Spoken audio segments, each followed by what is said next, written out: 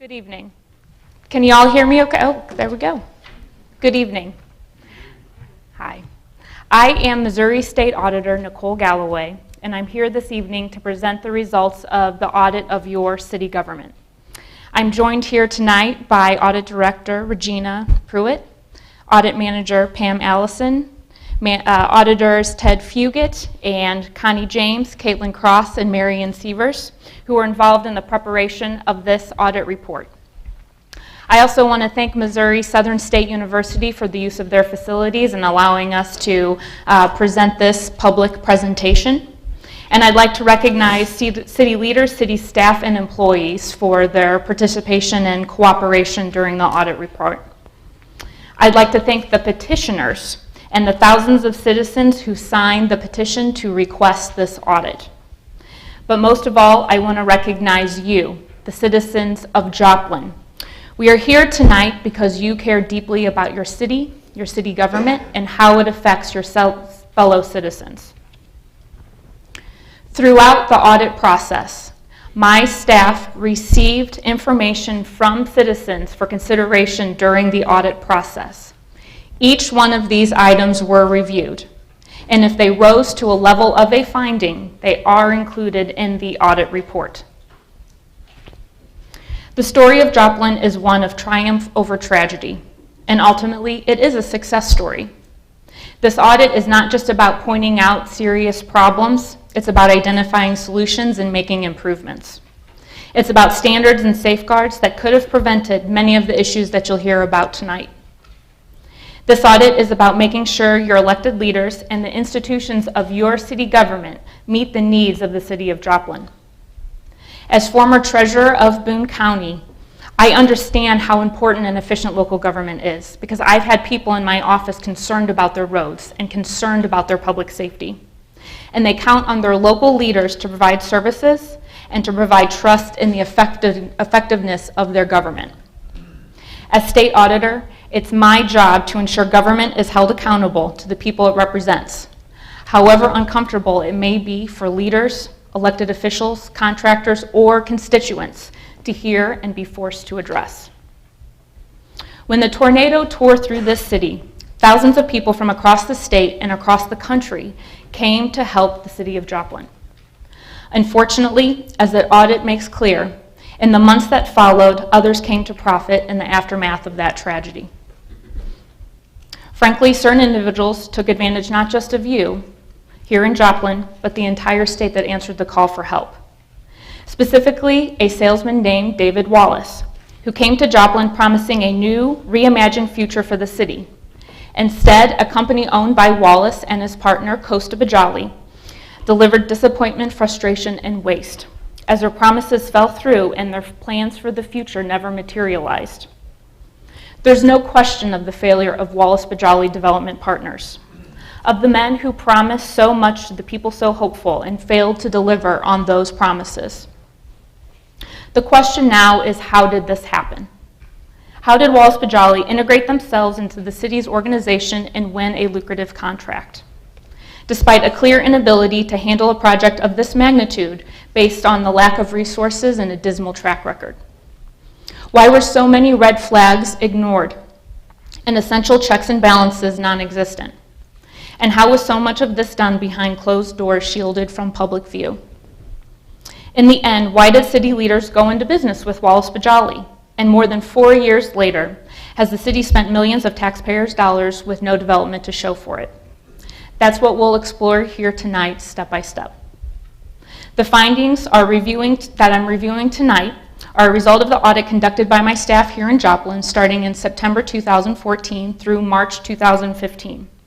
The report gives the municipal government a performance rating of poor, and there's 13 audit areas, findings in 13 audit areas. The report is laid out topically by finding, but what we'll review tonight is findings 1 through 4. Additionally, we'll highlight some other areas of the city must review, and I expect this will be a document long reference or changes are made for improvement in the community. This presentation should take about 25 minutes or so, and I think you all should have a copy of the audit report, so if you'd like to follow along, please turn to page 4. Take a moment to adjust this a little bit. The first audit area covers the master developer.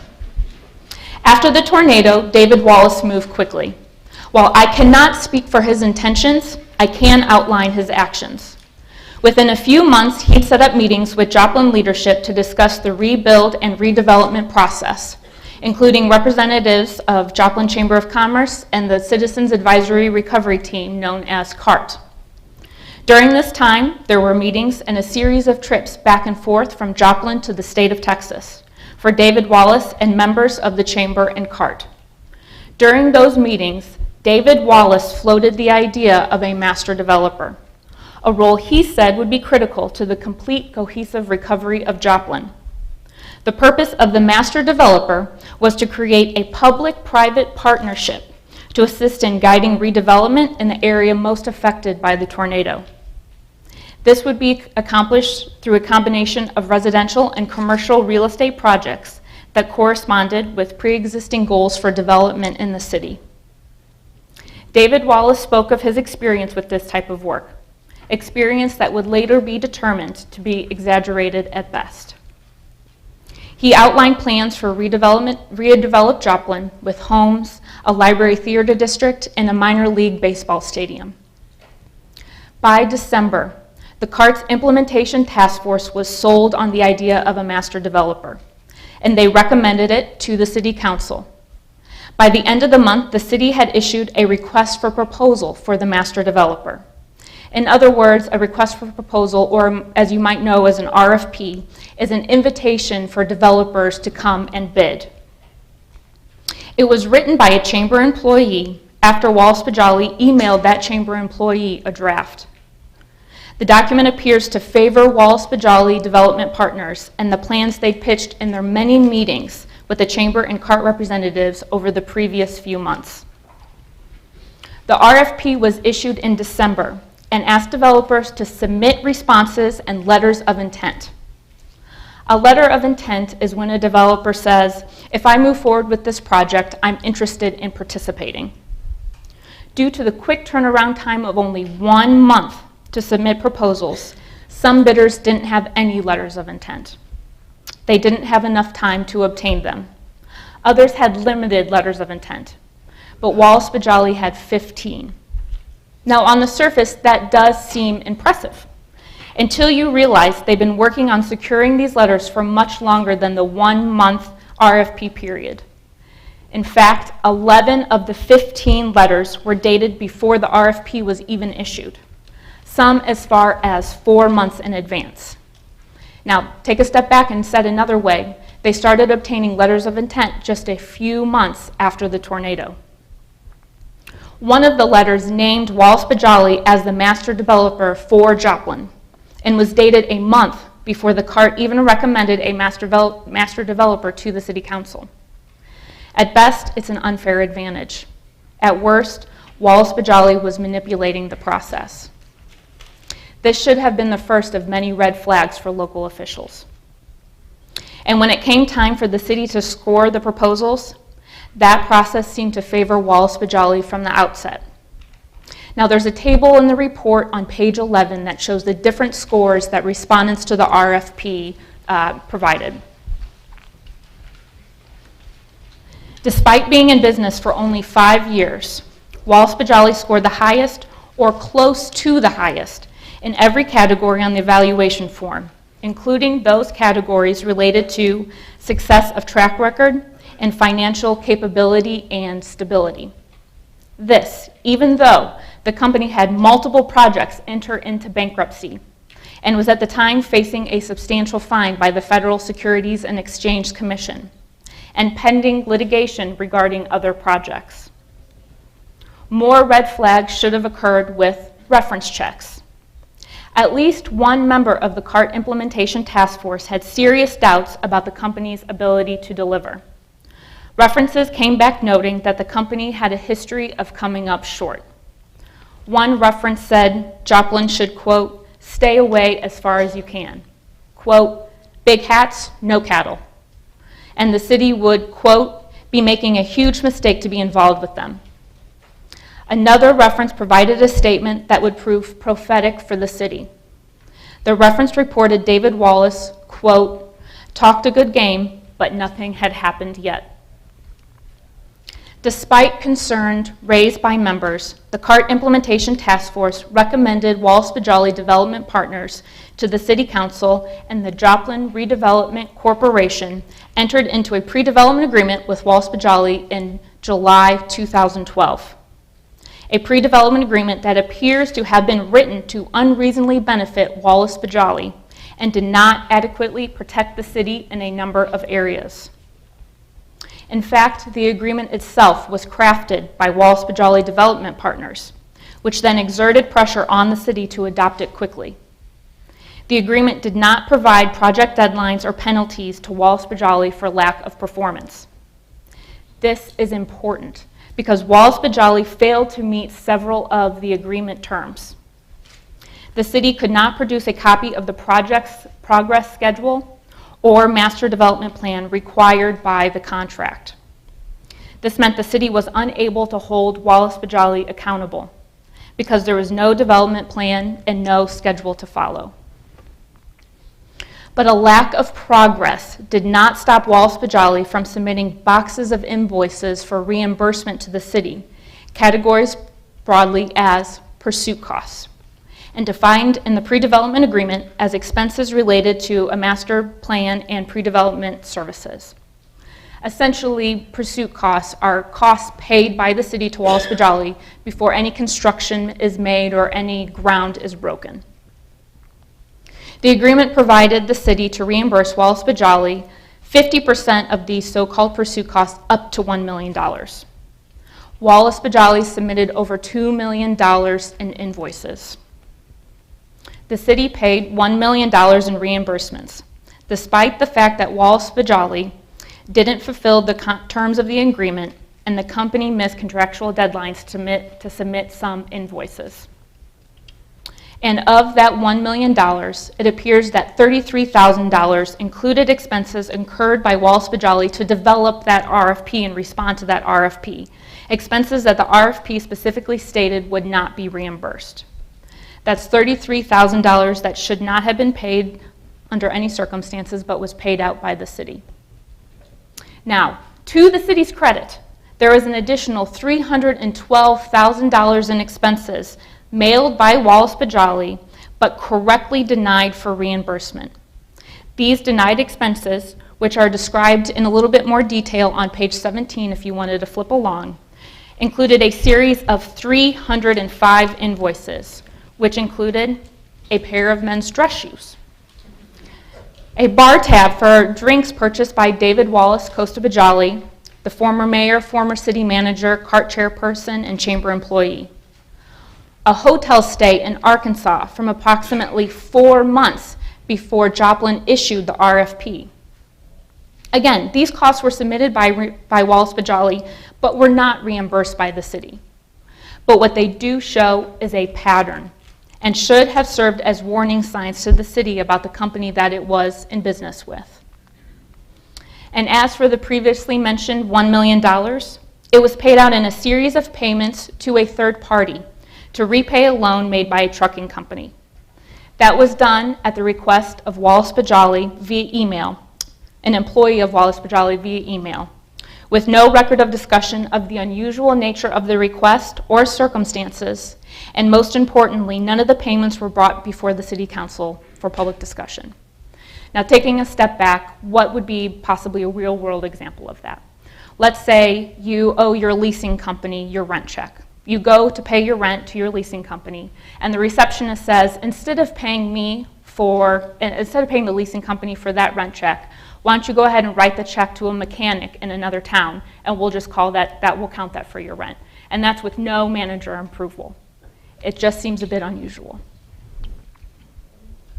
My office's review found the master developer selection process and agreement terms to be flawed. In the end, the city spent $1 million in wasted pursuit costs. But that's just the beginning. While all of this was unfolding, Wallace-Pajali was also getting paid by the city through the land assemblage agreement. The land assemblage agreement required the Joplin Redevelopment Corporation, known as the JRC, to pay Wallace Bajali a fee for properties that were bought and sold in the redevelopment zone. This amounted to $475,000, and some of those fees were questionable and excessive. That included a $57,500 payment to Wallace Bajali when the JRC entered an agreement to purchase land for a hospital from the hospital for a proposed science and discovery center. Plans were later canceled and that property was reverted back to the hospital, but Wallace Bajali kept the money. In other words, the city paid over $57,000 and no development took place. Ultimately, we have Wallace Bajali, an unqualified entity who targeted Joplin, secured a lucrative contract despite a number of red flags and almost $1.5 million in taxpayer dollars spent with nothing to show for it. Not a single piece of property was developed by Wallace Bajali. But in contrast, during that same time, an incredible amount of redevelopment has taken place in this city through other groups and organizations. The Housing Authority of the City of Joplin rebuilt 130 homes within a year and a half of the tornado. The Joplin Homebuyers Assistance Program helped city residents build 260 homes. The Joplin School District built 2 elementary schools, a middle school, a high school, and several community safe rooms. And at least 43 businesses were built in the redevelopment area. The next audit area that we will cover is purchases of redevelopment area and conflicts of interest. This is finding area 2, which begins on page 24 of the audit report.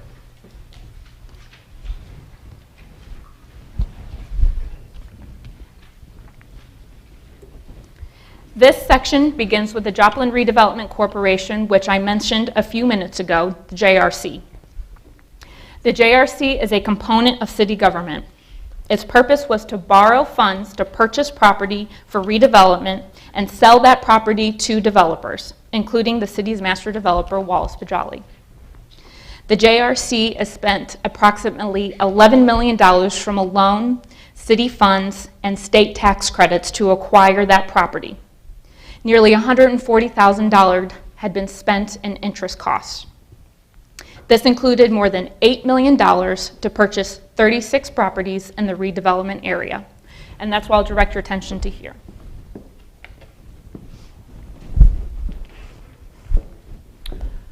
This represents the 36 properties that were selected for redevelopment. In green, we have 20 properties that the JRC purchased directly from original owners. What we have here in blue are 16 properties that were scooped up first by 4 State Homes. And 4 State Homes is owned by Charlie Keene, something that we'll reference just a little bit later. But these 16 properties were first scooped up by 4 State Homes and then in a short time purchased and flipped by the JRC. Those 16 properties were flipped for a markup of about 39%, or for a total markup of over $377,000.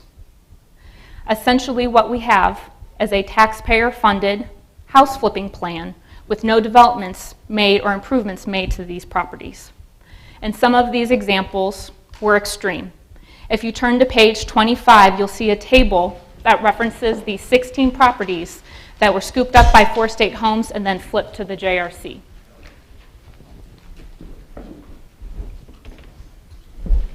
Now, the one that we'll talk about on this board is just the first one on, the that table on page 25, and it's a good example of what I'm referencing. 1801 Delaware Street. In July 2013, it was purchased by 4 State Homes for $35,000. About a month later, in August 2013, it was sold to the JRC for $165,000. That means there was a markup of over 450%, or about $130,000. All of these properties scooped up by 4 State Homes have the same person listed as the broker on the real estate contracts, Councilmember Mike Woolston. When brokering these sales, Mr. Woolston was aware that the properties were in the redevelopment zone. He was also aware that the JRC would attempt to purchase the properties for redevelopment because Mr. Wilson was a member of CART. Councilmember Woolston's employer received $11,000 for brokering the sales on these properties. It's also worth mentioning the unusual circumstances surrounding the appraisals or lack of appraisals for the properties. Although appraisals are generally accepted requirement for real estate transactions, the JRC did not obtain independent appraisals before entering into the purchase agreements for any of those 16 properties it purchased from 4 State Homes. It also failed to obtain independent appraisals for the majority of the properties it purchased directly from original property owners. As a result of the failure to perform independent appraisals, the JRC spent approximately $675,000 more than the estimated values of the properties, with the intent of selling the properties to the master developer, Wallace Bajali, and affiliates.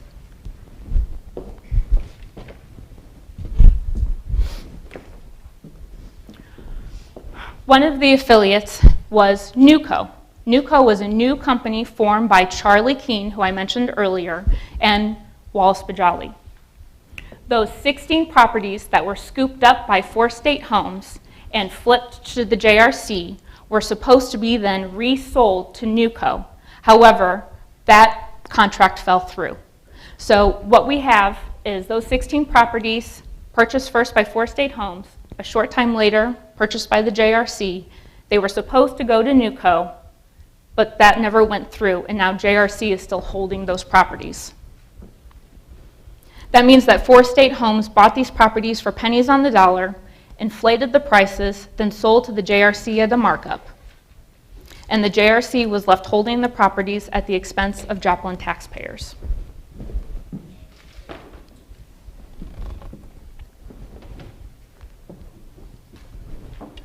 This is an extreme example of waste, and it illustrates that when government officials become so entangled in business dealings with the government, it leads to distrust in the system, and a distrust with the people who are elected to represent our own best interests. Meanwhile, as money was being paid towards development that was not happening, the city was also not filing reimbursement claims for federal and state disaster recovery grant funds in a timely manner. This is on page 34 of the report.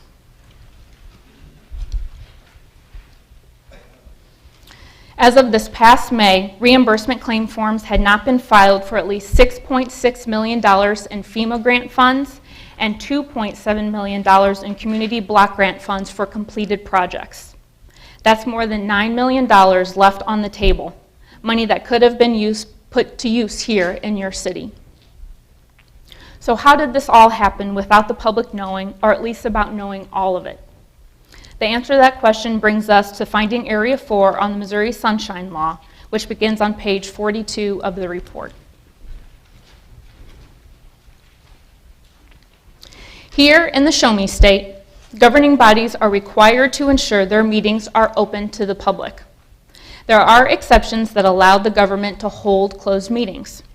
But even then, they're required to keep meeting minutes and to make those meeting minutes available to the public. The Joplin City Council failed to take notes in 10 closed session meetings through October 2013. Many significant discussions regarding disaster recovery and redevelopment were discussed and determined during that time period, but there were no meeting minutes prepared or made available to the public. Now, to their credit, city officials improved procedures and did maintain minutes in closed session starting in November 2013. However, meeting minutes were also not prepared for council work sessions. These sessions included planning discussions and project updates from Wallace Bajali. Because minutes were not prepared, Joplin citizens lost the opportunity to understand and be involved in the redevelopment process in their own city. And that brings us here tonight. The key to determining what went wrong and to prevent this type of mismanagement in the future. The Missouri Sunshine Law exists to ensure the people's business is done in view of the people, to allow you to have a say in the actions your government takes on your behalf and the decisions it makes that directly impact your community.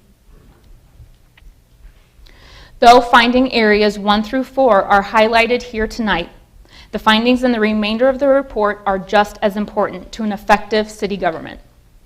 The audit found there was a lack of necessary checks and balances and multiple financial processes.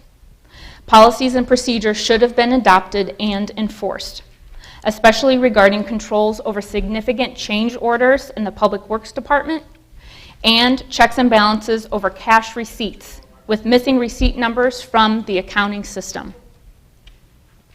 After months of audit work and many missing records and documents and a number of unanswered questions, the audit staff was forced to take the unusual step of issuing subpoenas to compel testimony and to require production of relevant documents.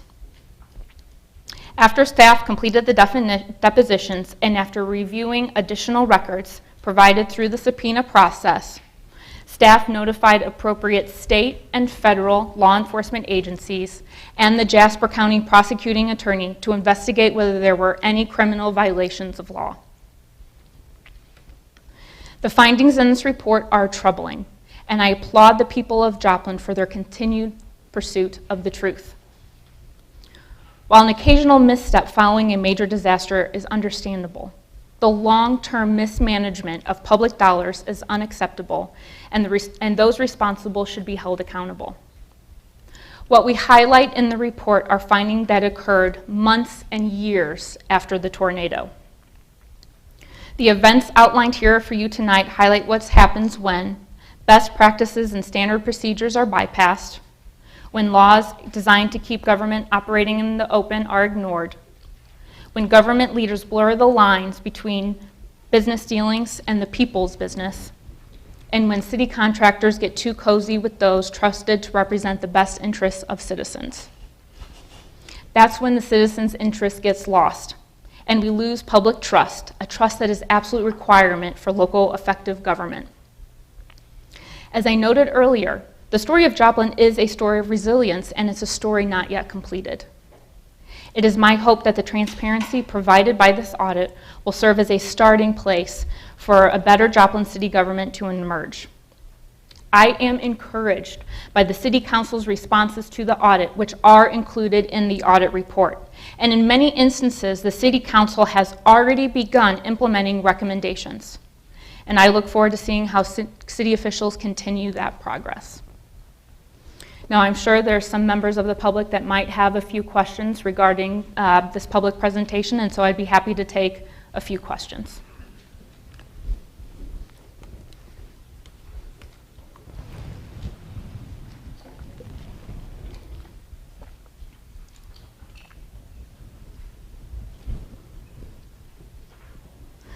Okay, well, did you have a question? You mentioned the appraisal of the GRC properties. I thought every property did have an appraisal on it. So the question was, were appraisals done of the properties that JRC purchased? And our audit findings found that independent appraisals were not performed on the properties. In some instances, after the JRC entered into contracts, the bank that made the loan did in-house appraisals or in-home appraisals for some of those properties, but those were done after the contract price was already settled.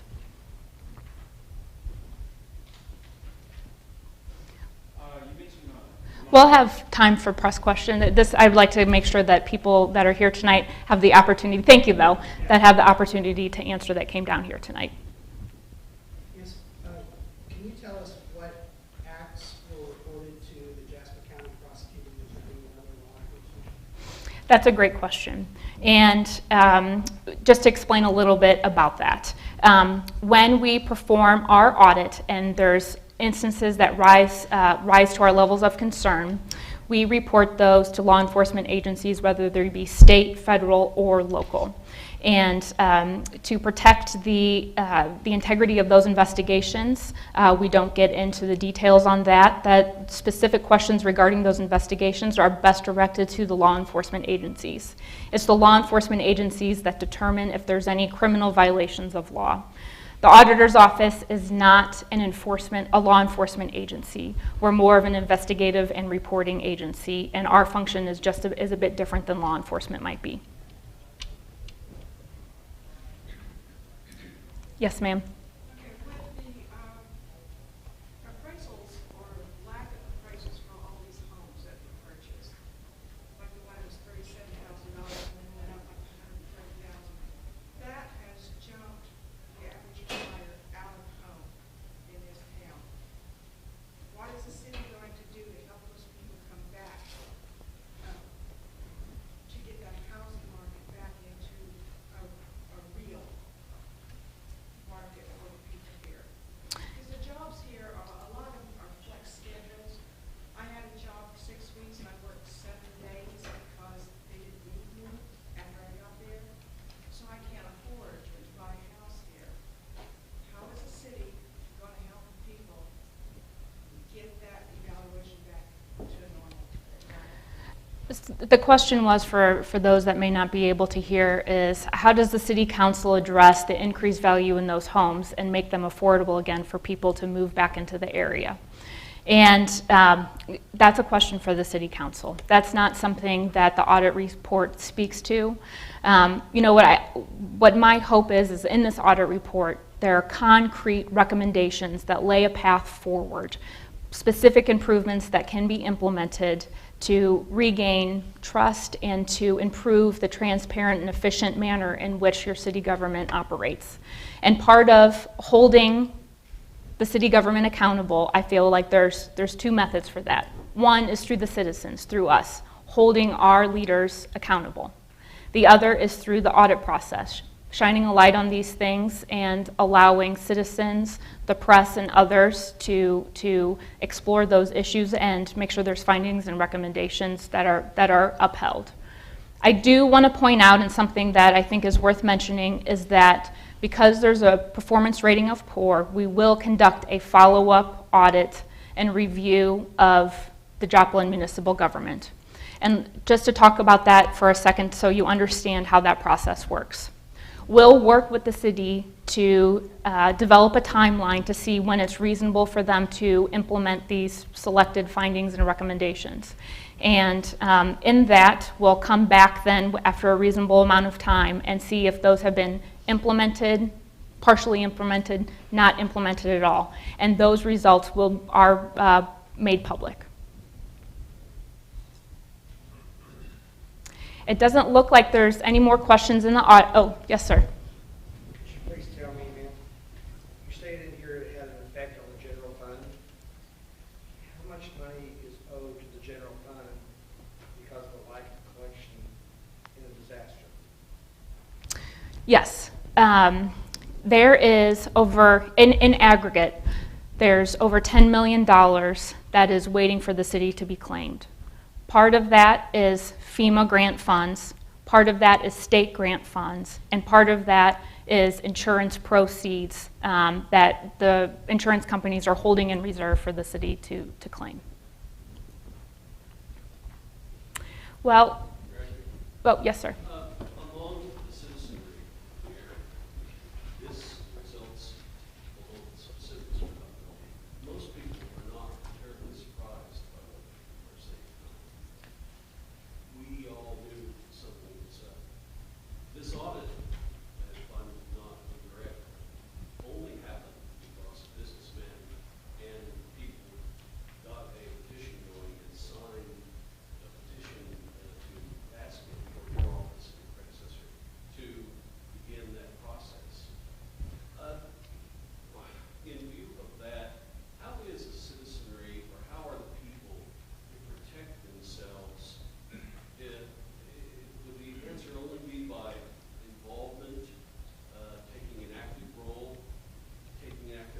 being unpopular maybe, filling out petitions to get someone like you and your office involved in this sort of thing? Obviously, it's something that should have, it might have been a good idea if that had happened several years ago. And I'm wondering, is that really the recourse that we have for keeping people? The question for those that may not have heard is how does the general citizenry, what avenues do they have to hold their city leaders accountable? And you know, I do think that in one instance, being engaged, as you have said, being an engaged citizen, participating in your local government certainly makes a difference. You are correct that this audit is a result of a petition process, and there were about 2,000 signatures that were needed for the petition, and over 5,000 signatures were obtained. So clearly the residents here in Joplin care about their city and care about their municipal government. That petition became active in August 2014, meaning there was enough verified signatures, and we performed our audit work from September 2014 to March 2015. And one thing that I do want to reference that you said was, you know, this audit did start under Auditor Tom Schweik. And, you know, one of the things that I think he wanted to do was bring the auditor's office closer to citizens and closer to constituents and the people that we were serving. And I share that same value, which is why it's important for me to be here tonight to share with you the results of this audit. Thank you for your question. Yes, ma'am.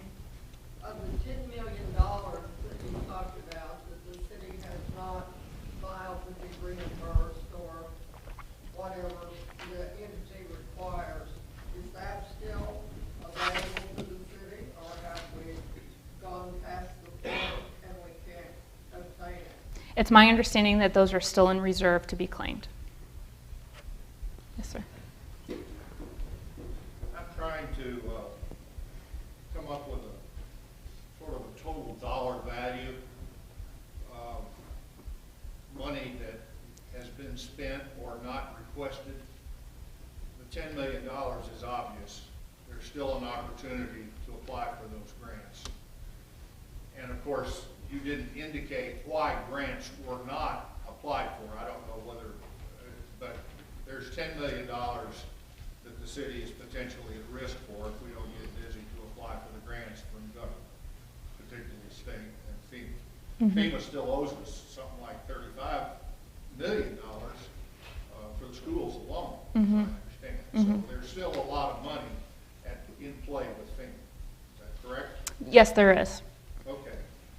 Then the $1 million that was paid to Wallace Pajali per the contract, you claim was inappropriately paid to Wallace Pajali in accordance with the contract?